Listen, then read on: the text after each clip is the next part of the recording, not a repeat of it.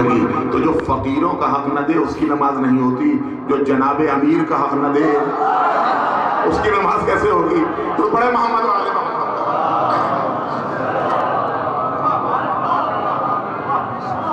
تو عزیزان محترم، اسلام میں 3 عقیدے ہیں، 3 مرض ہیں اور 3 مریض ہیں۔ ایک عقیدہ ہے توحید، اس کا مرض ہے شرک اور اس کے مریض کو مشرک ہے۔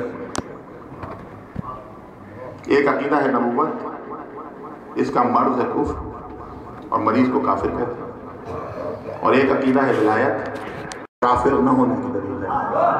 اس نے کہا اچھا پھر آپ منافق ہیں، اب کیا کریں؟ اس نے کہا اچھا کافر اور مشرک نہیں ہے تو منافق ہوں گے، تو اب کہنا پڑے گا علی ولی اللہ، یہ علی ولی اللہ میرے مسلمان ہونے کی دلیل نہیں ہے، منافق ہونے کی دلیل ہے۔ اب جو یہ سمجھتا ہے کہ منافق نہیں ہے، درود پڑھیے، اچھا یہ ہم اپنے گھر سے بھی نہیں بنا کے لائے، یہ ہم اپنے گھر سے بھی نہیں بنا کے لائے، یہ امیر المنافقین نے کہا۔ درود پڑھیے محمد و آل محمد۔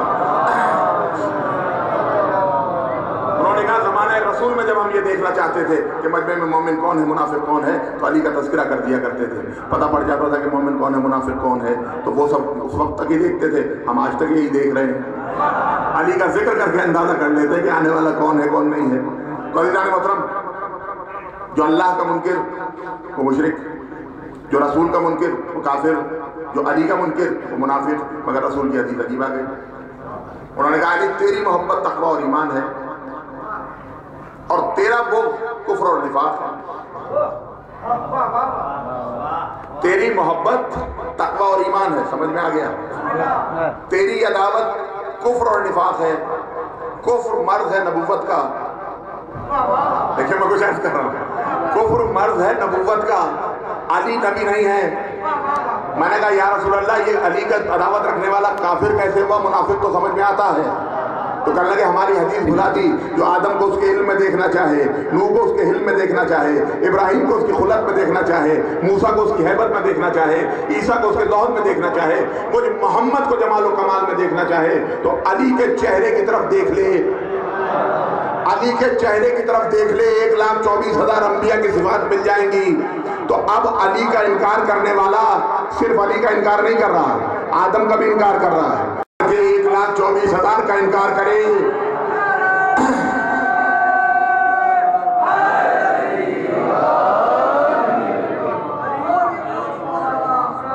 تو عزیزان محترم،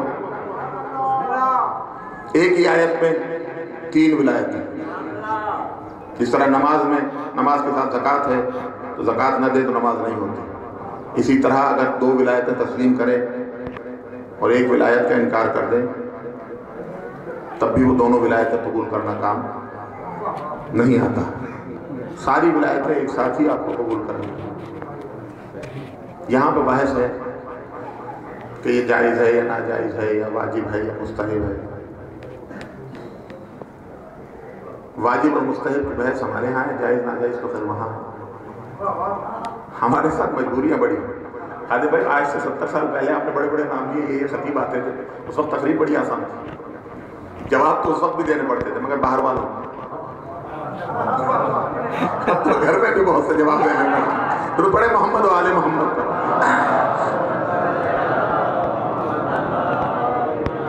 ابھی کل کا دن گزرا تو چھریوں کے ماتم پہ اعتراضات،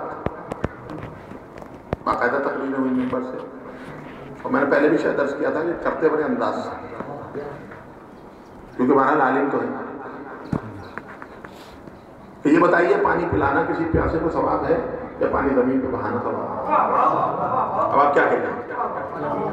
کہیں گے پانی پلانا ثواب ہے، تو پھر کہتے ہیں یہ بتائیے عاشور کے دن خون بہانا ثواب ہے یا کسی مریض کو دینا ثواب ہے؟ یہ آج تک سمجھ میں نہیں آیا کہ یہ عاشور اور چہلم کے جلوسی میں مریض کیوں یاد آتے ہیں؟ مریض تو سارے سال ہی ہوتے ہیں، مریض تو سارے سال ہی ہوتے ہیں۔ اگر مجھ سے آپ پوچھیں کہ پانی پلانا ثواب ہے یا بہانا تو میں بہانا ہی کہوں گا۔ اس کی وجہ یہ ہے کہ جس کے صدقے میں خلق ہوا جب اسی کو نہ ملا تو پھر یہ پلانا ثواب کہاں سے ہوگا؟ درود پڑھے محمد و آل محمد۔ کل کراچی میں بھی فاطمی اقبال نے اپنے بلڈ بینک لگائے دوران جلوس، حیدرآباد میں بھی لگائے گئے، تو کوئی جا کے ان کو یہ مشورہ دے دے کہ بالکل اچھا عمل ہے، مریضوں کے لیے آپ بہت اچھا کام کر رہے ہیں، لیکن اگر آپ 1 مہینے پہلے ایئرپورٹ پہ بھی ایک کیمپ لگا لیتے، ایک کیمپ ایئرپورٹ پہ بھی لگا لیتے اور وہاں بھی یہی سوال کرتے کہ خالی گھر کا طواف کرنا زیادہ ثواب ہے یا روڈ پہ بیٹھے ہوئے ٹینٹوں میں بے گھروں کو گھر میں بسانا زیادہ ثواب ہے؟ جا کے ان سے یہ سوال کر لیا ہوتا، جا کے ان سے اس قسم کا ایک سوال کر لیا ہوتا آپ نے کہ یہ خالی گھر کا طواف کرنے میں لاکھوں روپیہ خرچ کر دیتے ہو، اگر 1 سال حج پہ نہ جاؤ، یہ جتنے ٹینٹ پہ بیٹھے ہیں انہیں پکے گھر بنا دو تاکہ آئندہ بارش ہو تب بھی یہ محفوظ رہیں، تو کہیں گے کہ صاحب آپ کافر ہو گئے، حج سے روک رہے ہیں۔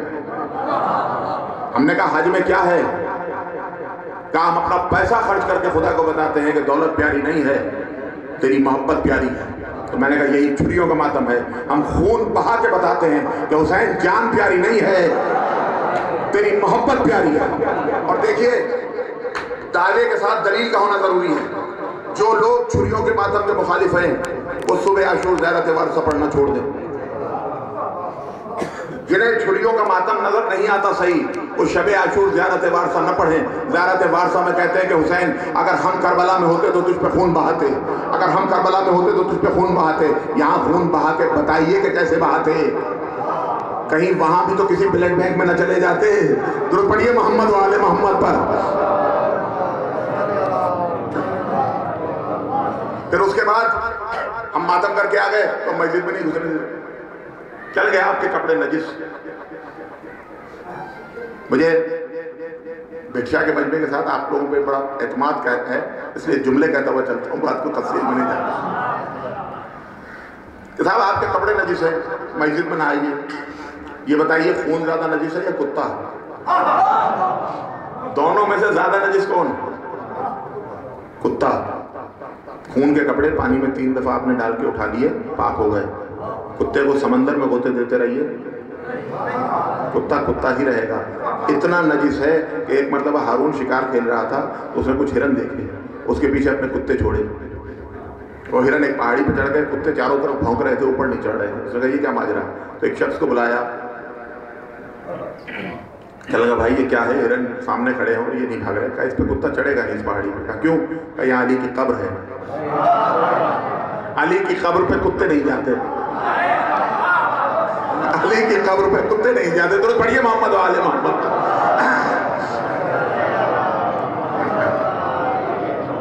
عزیزان محترم، کتا زیادہ نجس ہے، خون کم نجس ہے، ہمیں خون کے کپڑوں سے مسجد میں نہیں آنے دیتے، اور قرآن کہہ رہا ہے کتا جنت میں جائے گا۔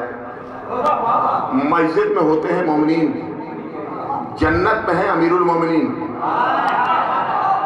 مسجد میں ہے مومنین، جنت میں ہے امیر المومنین۔ کتا جائے گا، نجس العین جائے گا۔ ہم نے کہا کیوں جائے گا؟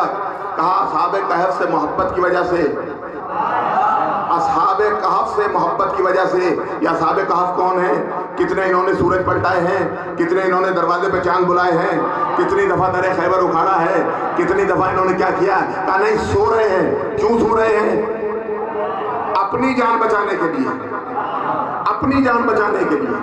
جملہ ذہن میں محفوظ رکھیے گا، اپنی جان بچانے کے لیے سو رہے ہیں۔ ان سے محبت کرنے والا کتا جنت میں جائے گا۔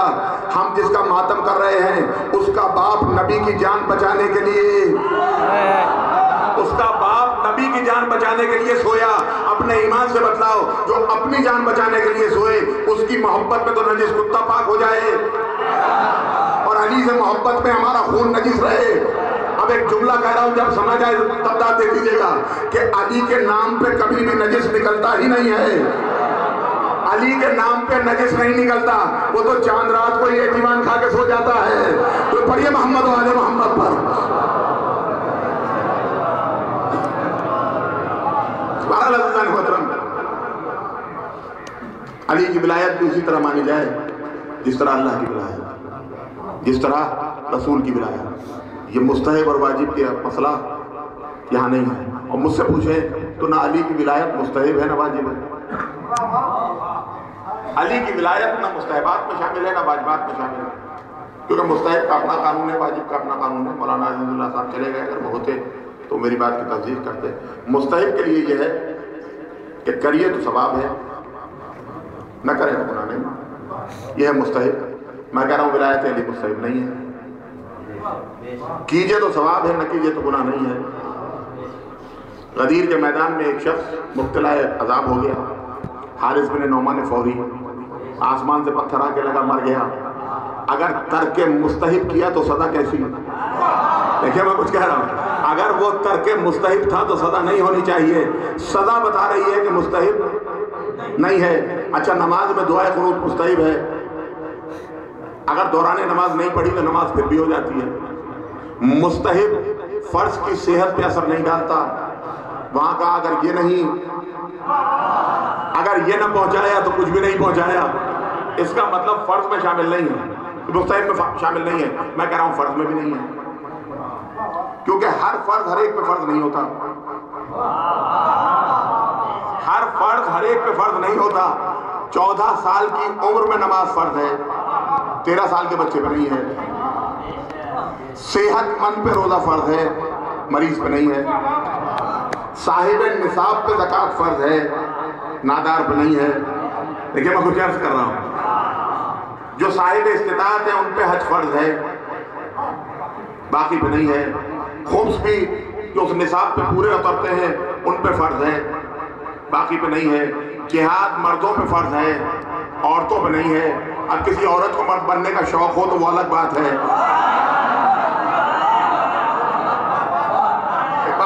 درود پڑھے محمد و آل محمد.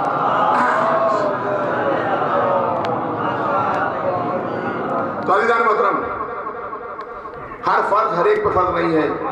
یہ بتائیے ولایت علی کس پہ فرض نہیں ہے؟ سب پہ فرض ہے. اس کا مطلب فرض بھی نہیں ہے، پھر کیا ہے؟ نہ مستحب ہے نہ فرض ہے، پھر کیا؟ عزیزان محترم، جس طریقے سے علم کی وجہ سے عالم ہے اور علم نہ ہونے کی وجہ سے جاہل ہے، جس طریقے سے اکمل کی وجہ سے کامل ہے، اکمل ہی کی وجہ سے ناقص ہے، اسی طریقے سے ایک لفظ ہے اوجب.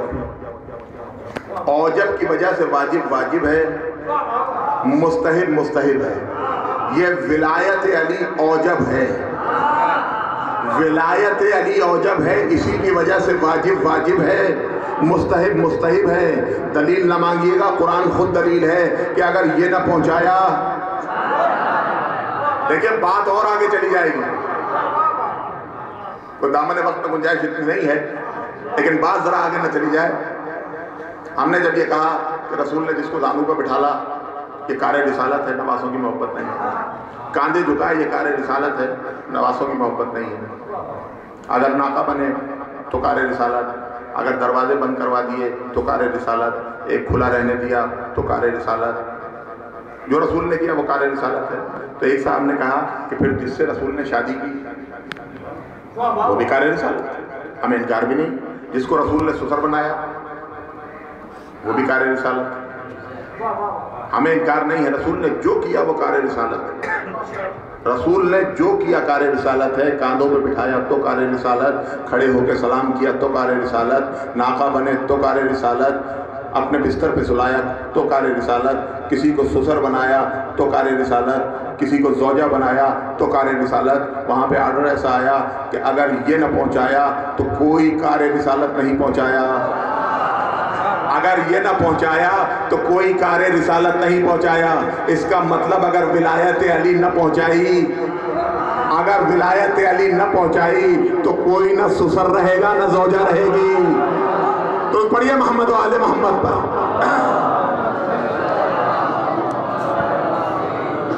عزیزان محترم، یہ ہے ولایت علی جو اوجب ہے، سارے عمل کی بنیاد ہے، اور اسی بنیاد پہ جنت اور جہنم کا تقسیم ہے.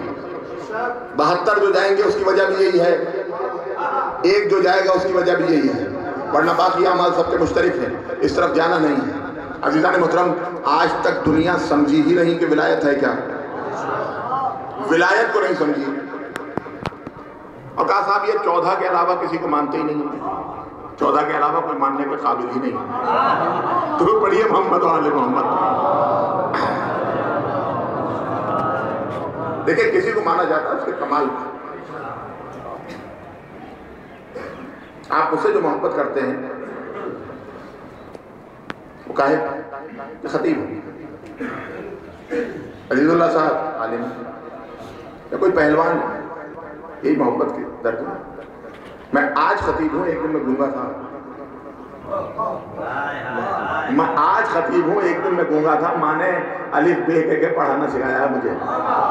جو آج عالم ہے کبھی وہ جاہل تھے، جو آج پہلوان ہیں کبھی ان کو ہاتھ پکڑ کے کھڑے ہونا سکھایا جاتا تھا. لیکن پھر بھی آپ محبت کرتے ہیں. اب اگر کائنات میں کوئی ایسی ہستی مل جائے کہ جو پیدا ہوئے تو قرآن سنائے، داد لے کے اپنے خطیب ہونے کا رسول سے سرٹیفکیٹ پائے اور گہوارے میں کلہ ازدر کے 2 ٹکڑے کر کے دکھائے، تو بتائیے وہ کتنا باکمال ہوگا اور اس سے کتنی محبت کی جانی چاہیے. تو پڑھے محمد و آل محمد. عزیزان محترم، خدا کے نزدیک دین اسلام ہے. اسلام اپنی کتاب بھی لایا، قرآن. اچھا، قرآن سے پہلے خادم بھائی 3 کتابیں پہلے سے تھیں اور ان میں بھی کم و بیش یہی واقعات ہیں جو قرآن میں، کیونکہ خدا کی کتاب تو مراد تھی توریت زبور انجیل. تو یہ قرآن کیوں بھیجا؟ کیا وہ کتابیں غلط تھی؟ کنی کتابیں وہ صحیح تھی، پھر کیوں آیا؟ کہاں گزشتہ کتابوں کی تصدیق کرنے کے، توریت کی تصدیق کرنے کے لیے، زبور کی تصدیق کرنے کے لیے، انجیل کی تصدیق کرنے کے لیے قرآن آیا. تو اس کا مطلب خدا کی کتاب کو بھی تصدیق کی ضرورت ہوتی ہے. اس کا مطلب خدا کی کتاب کو بھی ضرورت تصدیق ہوتی ہے. تو توریت کی تصدیق قرآن کرے گا، زبور کی تصدیق قرآن کرے گا، انجیل کی تصدیق قرآن کرے گا. قرآن کی تصدیق کون کرے گا؟ قرآن کی تصدیق کون کرے گا؟ پچھلی کتابوں کی تصدیق قرآن کرے گا. اب قرآن کو بھی تو تصدیق چاہیے، تو قرآن کی تصدیق کون کرے گا؟ یاد رکھیے یہ 14 آئے ہی اس لیے ہیں، یہ 14 قرآن کی تصدیق کرنے کے لیے آئے ہیں. آج لڑکے میں بڑی زیادہ اویئرنیس ہے. اب وہ پرانا والا مجمع نہیں ہے مجلس سننے والا، بڑا ہوشیار مجمع ہے، بڑا قابل مجمع ہے. نیٹ پہ بیٹھا رہتا ہے، مانتا ہی نہیں ہے کوئی بات جب تک اس کو دلیل نہ دی جائے. اور بھائی اس مجمع کی کیا بات ہے؟ ابراہیم نے کہہ دیا کہ پالنے والے مردے کیسے جلائے گا؟ تجھے ابراہیم یقین نہیں ہے؟ کہیں آنکھوں سے دیکھ لوں، آنکھوں سے دیکھ لوں تو قرار آ جائے گا. تو جب نبی کو آنکھوں سے دیکھنے کا قرار آئے اس کو، تو پھر یہ مجمع بھی آنکھوں سے دیکھنا چاہتا. یہ مجمع مانتا ہی نہیں ہے کہ خدا نے آدم کو اپنے دونوں ہاتھوں سے بنایا. یہ مجمع مانتا ہی نہیں ہے کہ جسے اتنے ناز سے زمین سے آسمان پر اٹھا کر لے گیا اور ملائکہ کی صحبت میں بٹھا لیا، اسے ایک ہی لمحے میں نکال بھی دیا. یہ مجمع ماننے کو تیار ہی نہیں ہے کہ ابراہیم آگ میں گئے اور جب واپس آئے تو کرتے کا تار تک نہیں جلا تھا. یہ مجمع ماننے کو تیار ہی نہیں ہے کہ عصائے موسیٰ پھینکی جاتی تھی تو وہ التحا بن جاتا تھا. یہ مردہ ماننے کو تیار ہی نہیں ہے کہ عیسیٰ ٹھوکر مارتے تھے تو مردہ جو تھا وہ کھڑا ہو جاتا تھا. یہ مجمع ماننے کو تیار ہی نہیں ہے کہ جناب موسیٰ نے دریا میں عصا مارا تو 12 راستے پیدا ہو گئے اور پھر جا کے سارے قبیلے لڑنے لگے کہ موسیٰ ہمارے ساتھ تھے، موسیٰ ہمارے ساتھ تھے، موسیٰ ہمارے ساتھ تھے. وہ کہتا ہے ایک موسیٰ 12 کے ساتھ کیسے ہو گئے؟ تو عزیزان محترم، یہ مجمع بغیر سنے کچھ ماننے کو تیار ہی نہیں ہے. داؤد کے لیے لوگ نرم ہو جاتا تھا کہ لوگ نہیں مانتے. اب ضرورت ہے کہ کوئی یہ سب کر کے دکھائے. تصدیق کے لیے کوئی سارا یہ عمل کر کے دکھائے کہ ایسے ہوا تھا. خدا نے آدم کو اپنے دونوں ہاتھوں سے بنایا. کیسے بنایا؟ اب کوئی غدیر کے میدان میں اپنے دونوں ہاتھوں سے کسی کو بنا کے بتائے کہ ایسے بنایا. خدا نے اپنے دربار سے ابلیس کو لانتی کر کے نکال دیا. کیسے نکال دیا؟ اب رسول کسی کو نکال کے بتائے کیسے نکال دیا، کیونکہ مجمع سننے کو تیار ہی نہیں ہے. ابراہیم آگ میں گئے، بغیر تار جلے واپس آ گئے. کیسے آ گئے؟ امام حسن کا دربار سجا ہوا ہے، مجمع بیٹھا ہوا ہے، کہہ رہا ہے حضور ہم آپ کے چاہنے والے ہیں، حضور ہم آپ کے چاہنے والے ہیں، حضور ہم آپ کے چاہنے والے ہیں. سامنے سے ہارون آئے، کہا ہارون نے سلام کیا، کہا ہارون جاؤ ذرا تندور میں بیٹھ جاؤ. کہا ہارون جاؤ اور جا کے تندور میں بیٹھ جاؤ. ہارون بیٹھ گئے. ابھی جو یہ محبت کا دعویٰ کر رہے تھے پہلو بدلنے لگے کہ جل گیا ہوگا، مر گیا ہوگا. یا ایک نے کہہ دیا کہ مولا وہ پتہ نہیں کتنی دور سے آپ سے ملنے آیا تھا، اس کا چل کے حال تو دیکھ لیجئے، زندہ ہے بھی یا نہیں. تو آپ نے کہا تم دیکھو. اٹھ کے گئے، تندور کا ڈھکن ہٹایا تو جو باہر سے وہ جل رہے تھے، جو اندر تھا وہ علی علی کر رہا تھا. تو عزیزان محترم، ابراہیم کے لیے آگ گلزار کیسے ہوتی تھی یہ ہارون بتائے گا، کیونکہ یہ ان کے عمل کو بتانے کے لیے آئے ہیں۔ موسیٰ کا عصا اژدہا بن جاتا تھا، کیسے بن جاتا تھا؟ اب کوئی آئے گا اور قالین کے بنے ہوئے شیروں سے کہے گا، تو پڑھیے محمد و آل محمد پر، کیونکہ یہ تصدیق کرنے کے لیے آئے، لہذا یہ قالین کے شیروں سے کہیں گے اور وہ شیر آگے جو ہے جادوگروں کو کھا جائیں گے۔ لیکن فرق ہے دونوں نبیوں کے معجزے میں۔ معجزہ ہمیشہ دست معجز نما میں ہوتا ہے، معجزہ ہمیشہ دست معجز نما میں ہوتا ہے۔ اس کی وجہ ہے کہ اگر آج آپ کو عیسیٰ کا عصا مل جائے تو وہ ازدہ نہیں بنے، کیونکہ عیسیٰ کا عصا ہے دست موسیٰ کے ہاتھ میں نہیں۔ جو قالین کے شیر تھے تو قالین امام کے ہاتھ میں نہیں تھا، قالین امام کے ہاتھ میں نہیں تھا، صرف نظروں کا اشارہ تھا۔ یہ فرق ہے نبوت اور امامت میں، کہ نبوت معجزے کے لیے ہاتھ کی محتاج ہے، امامت کا فقط اشارہ معجزہ کر دیتا ہے۔ درود پڑھے محمد و آل محمد۔ ہارون نے کہا مولا غلطی ہو گئی، معاف کر دے، کہ جادوگروں کو واپس کر دے۔ معافی بھی مانگ رہا اور ہٹا گئے اسی پہ ہی کہ جادوگروں کو واپس کر دے۔ امام نے عجیب جواب دیا، ایک جملے میں بڑی بلاغت کے ساتھ کہا کہ اگر موسیٰ کی عصا نے واپس کیے ہوتے تو ہمارا قالین کے شیر بھی واپس کر دیتے۔ ایک ہی جملے میں دونوں کی حیثیت بتا دی کہ میں موسیٰ کا نمائندہ ہوں، تو فرعون کا نمائندہ۔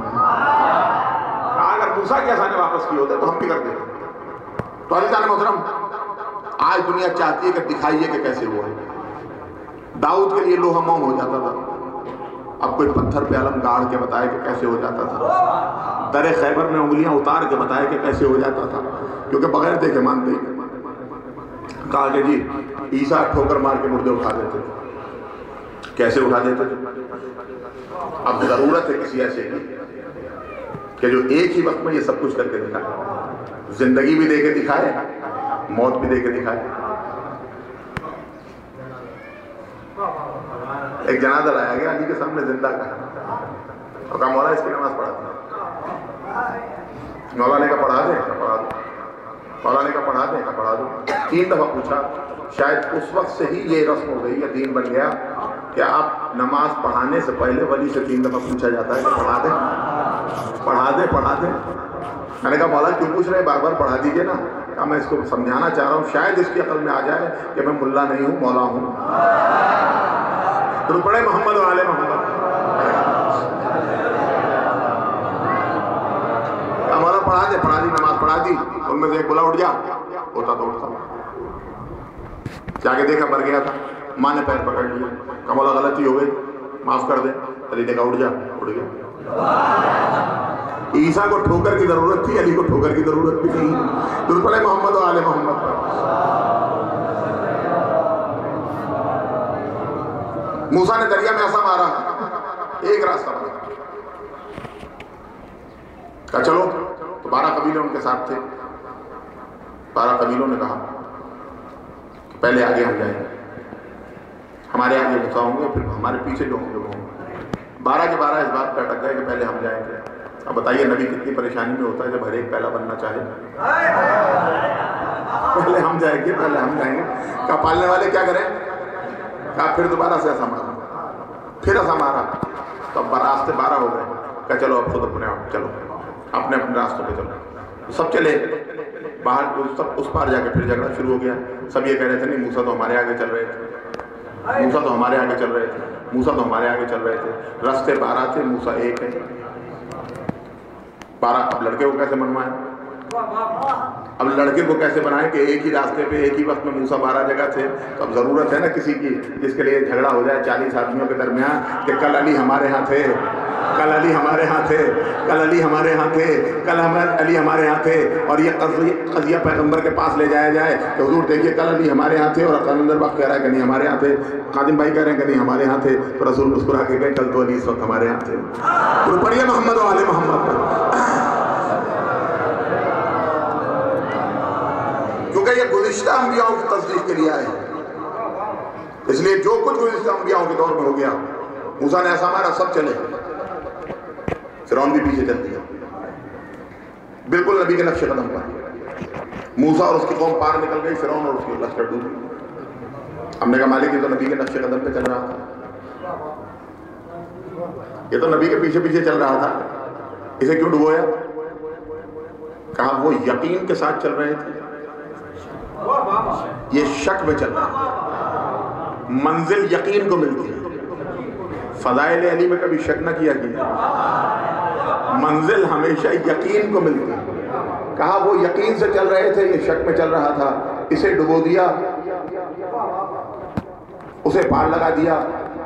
تو خدا نے کہا کہ جو یقین کے ساتھ چلے وہ پیچھے چلنے والا ہوتا ہے، اور جو شبے میں چلے وہ پیچھا کرنے والا ہوتا ہے۔ اس کا مطلب ہر نبی پڑھے محمد و آل محمد،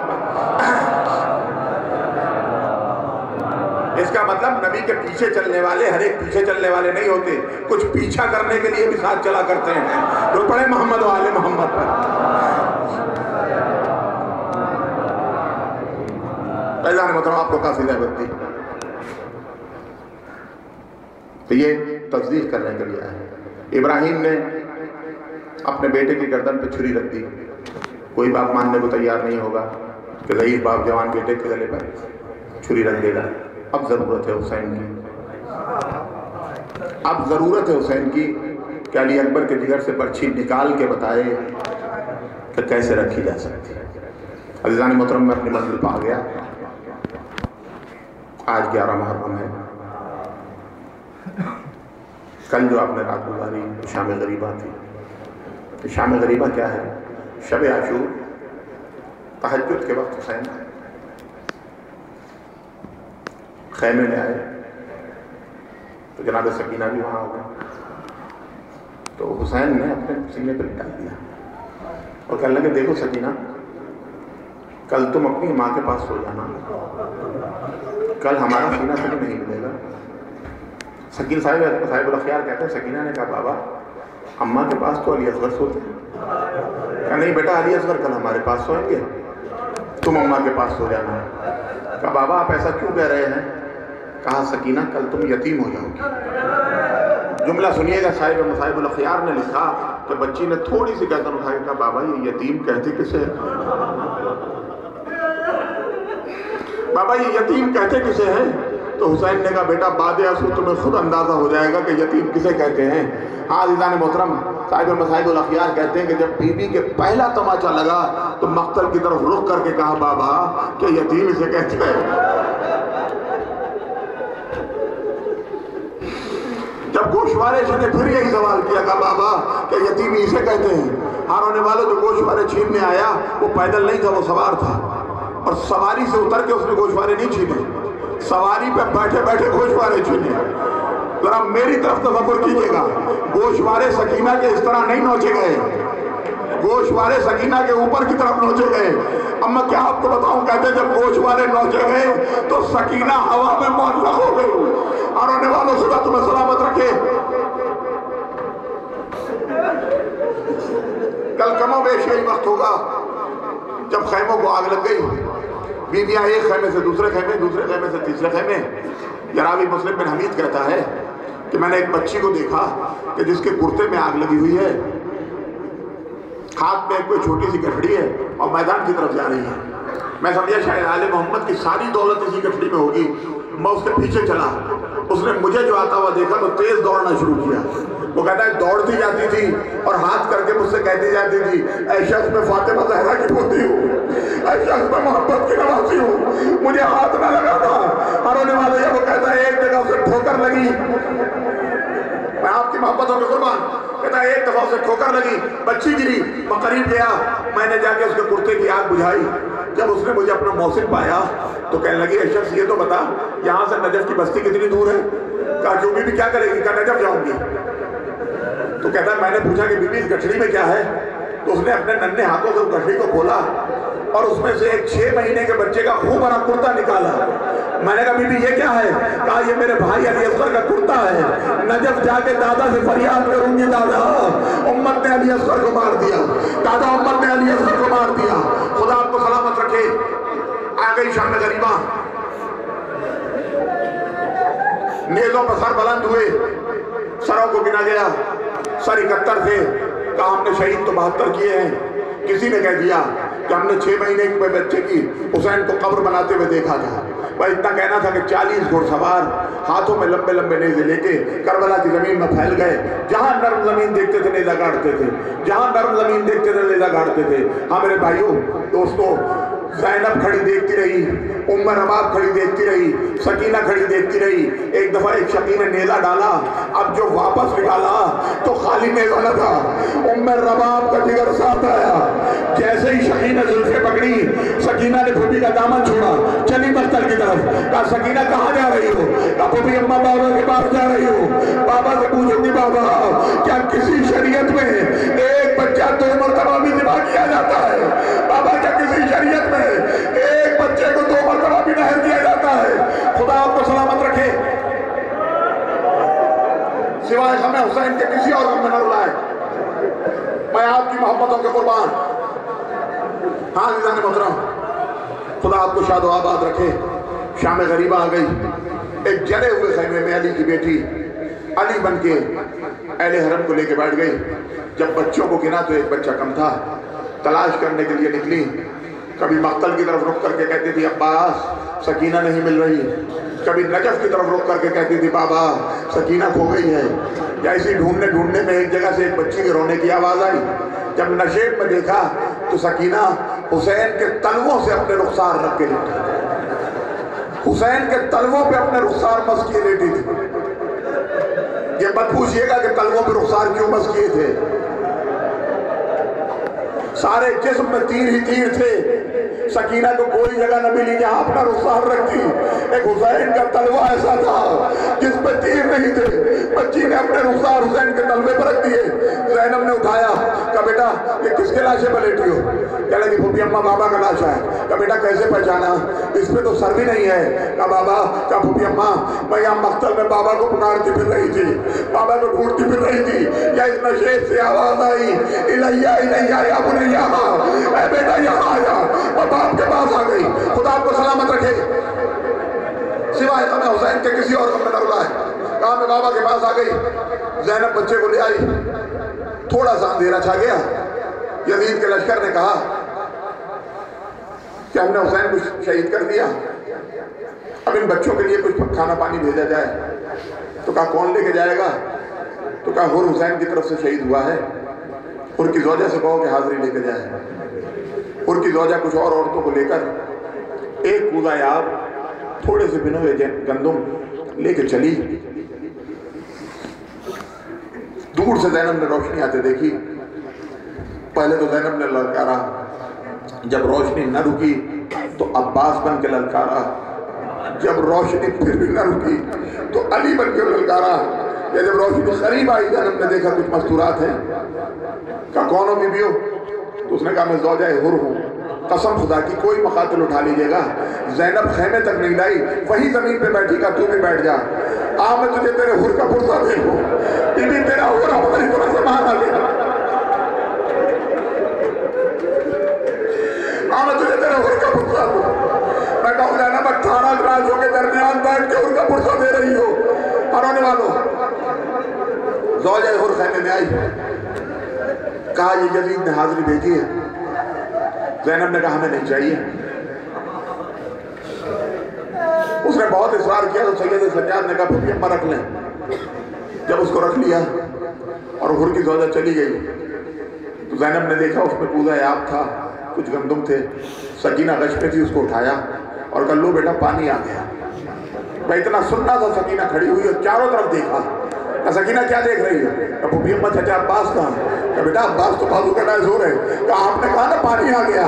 کہا نہیں سکینہ عباس پانی نہیں لائے, پانی یزید کی طرف سے آیا ہے. تو کہا پھوپھی اماں آپ بھی پیاسی ہیں, پہلے آپ پی لیں.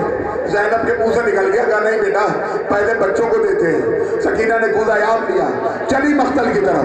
زینب نے کہا سکینہ کہاں چلتی؟ کہا پھوپھی اماں آپ ہی نے تو کہا کہ پہلے بچوں کو دیتے ہیں. میرا 6 ماہ کا علی اکبر پیاسا ہے. پھوپھی اماں میرے علی اکبر نے پانی نہیں پیا ہے. خدا آپ کو آباد رکھے.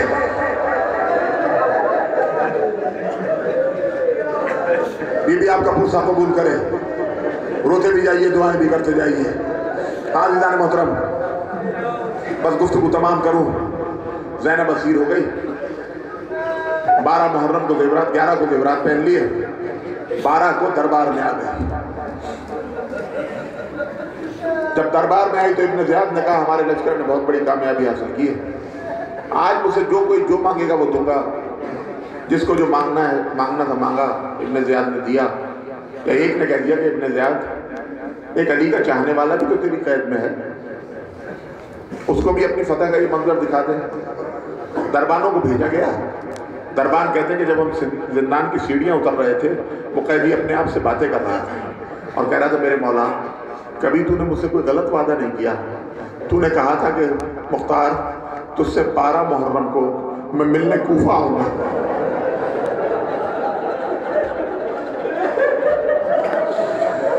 मौला तूने वादा किया था मैं 12 मुहर्रम को तुझसे मिलने कूफा आऊंगा। मौला 12 का दिन गुजरता जा रहा है, तू नहीं आया। या दरबारों ने कहा कि चलो तुम्हें हाकिम ने बुलाया है। हाकिम के सामने आए। हाकिम ने कहा मुख्तार हमारे लश्कर ने बहुत बड़ी कामयाबी हासिल की है, आज हमसे जो मांगना चाहता हो मांग लो। सुने हाकिम ने अपनी रिहाई नहीं मांगी, अपनी दौलत नहीं मांगी। कहा इब्न ज़ियाद 1 घोड़ा दे दे और 2 सिपाही दे दे। कहा क्या करोगे? कहा मेरे मौला ने वादा किया था कि 12 मुहर्रम को मुझसे मिलने कूफे आएंगे, मेरा मौला नहीं आया। मैं जाना चाहता हूँ मदीने जाके देखूँ, मेरा अब्बास तो खैरियत से है, मेरा अली अकबर तो खैरियत से है, मेरा कासिम तो खैरियत से है। इब्न ज़ियाद ने कहा मुख्तार मौला आपको सलामत रखे, सिवाय ग़म हुसैन के किसी और गम में न रुलाए। इब्न ज़ियाद ने कहा मुख्तार अगर मैं यहीं तेरी मुलाकात करा दूं। मुख्तार बेचैन हो गए।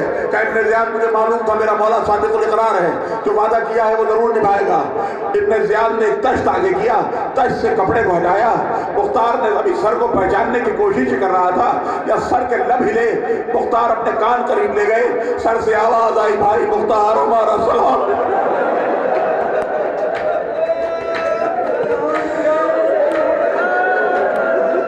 भाई मुख्तार हमारा सलाम। मारोने वालों, मुख्तार खड़े हुए, अंगड़ाई ली, हथकड़ियां टूट गई। चाहते थे इब्न ज़ियाद पे हमला करें, बस 2 जुमलों की ज़रूरत है। चाहते थे इब्न ज़ियाद पे हमला करें, या पीछे से जंजीरों की झनकार हुई। एक हाथ मुख्तार के कांधे पे आया और कहा चाचा मुख्तार जंग न कर, चाचा मुख्तार जंग न करना। मुख्तार ने पूछा तुम कौन हो, क्यों मुझे जंग से रोक रहे हो? मुख्तार ने पीछे मुड़ना चाहा, फिर उस बाजू में रोका। चाचा मुख्तार पीछे मुड़ के भी ना देखना। मुख्तार ने कहा तू कौन है, किस रिश्ते से मुझे चाचा कह रहा है? तो कहा मुख्तार मैं तुम्हारा भतीजा सैयद सज्जाद हूँ। कहा मौला फिर मुझे अपनी ज़ियारत से क्यों महरूम रखते हो? और सैयद सज्जाद का जवाब सुनो, मैं इजाजत चाहता हूँ। कहा मौला मजबूरी है, मेरे साथ फातिमा की बेटियां हैं, सर पर चादर नहीं है, हाथ पते गर्दन बंधे हुए हैं।